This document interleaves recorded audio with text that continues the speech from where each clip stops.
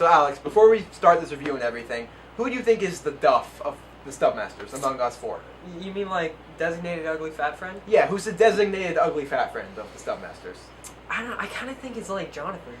I mean, I see what you mean, but it's probably Ethan. Yeah, It's Ethan. it's Ethan. It's All right. definitely Ethan.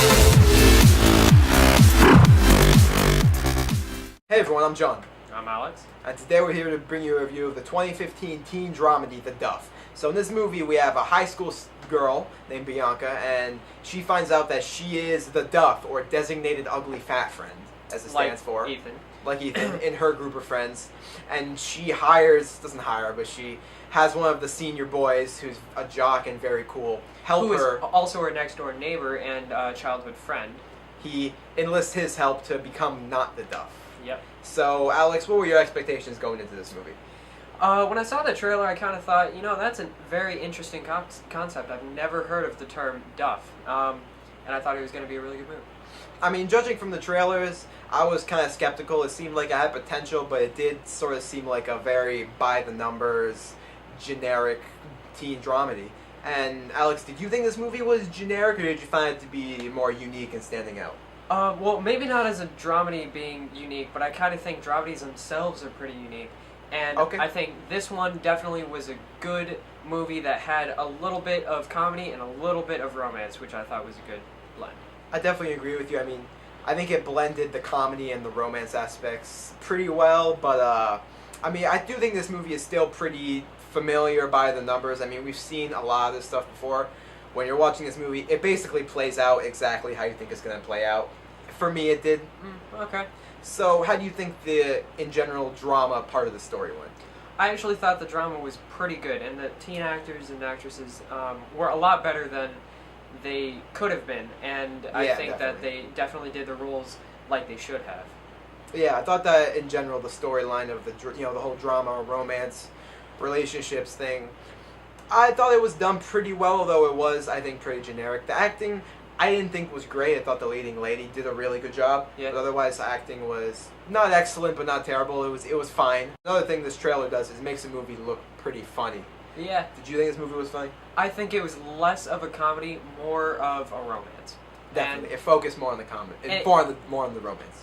The trailer kind of made it look as if you were going to go into The Neighbors or 22 Jump Street, and it was not that kind of movie. And if you go in expecting that kind of movie, you will be disappointed, because it only had a few laughs, and as John thinks, some of them fell flat. Yeah, I mean, this movie definitely has its moments as far as comedy goes, but it doesn't focus on the comedy that much, and a lot of the jokes do fall flat, in my opinion. A lot of them are just trying to capitalize on the popularity of social media and memes and stuff among teenagers. Yeah, but there was also quite a nice appearance from the guy from The Hangover, that Chinese Ken guy. Jeong, yeah. And Rami Malco's in this movie. But yes. They're not in it nearly as much as they should be. No. There was a scene in the beginning with whatever that Chinese Ken guy. Jeong. Ain't that hard. Yeah, I don't know that name.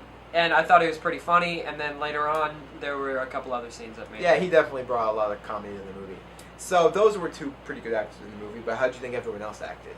I definitely think that the main actors did pretty well, and I think they kind of portrayed their roles well, although it's still, this movie kept the stereotypical jock, goth, each of their groups. But that's kind of the point.